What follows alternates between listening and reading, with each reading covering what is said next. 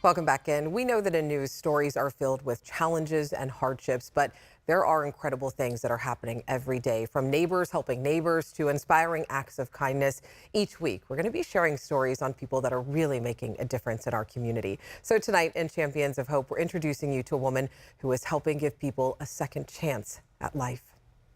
I've seen some of the strongest people I know going through addiction. Rebecca Harris helps people as a substance abuse navigator at Mercy Folsom Hospital. I always have this saying, I'm just a drop in the bucket. I don't know whether I'm going to be the first drop in the bucket or the last drop that will finally help them get some treatment. But at least I can be that drop in the bucket. Her career as a drug and alcohol counselor is more of a calling and a lifeline for patients like one woman who we'll call Tracy to protect her identity. I think it was the third time I had been in here. She said, if you don't get help, you are going to die. Rebecca met Tracy at the hospital.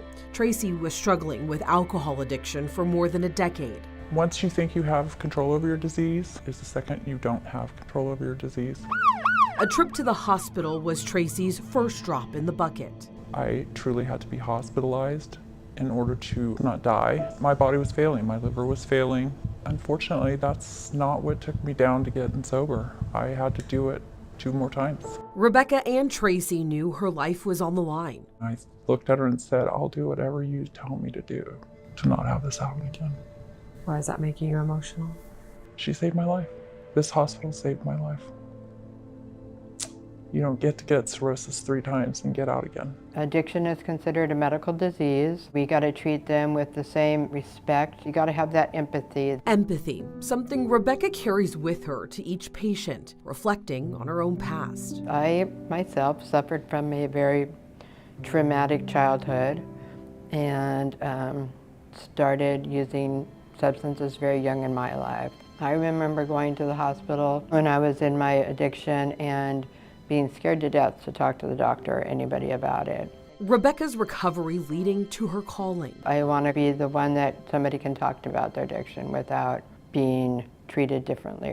Tracy has been sober for almost 3 years. What's it like to see her sitting here in front of you right now, life back on track?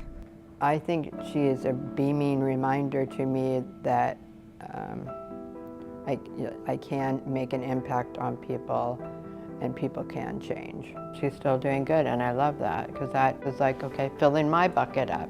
Without Rebecca, I probably wouldn't be here today. I love you and thank you for giving me my life back.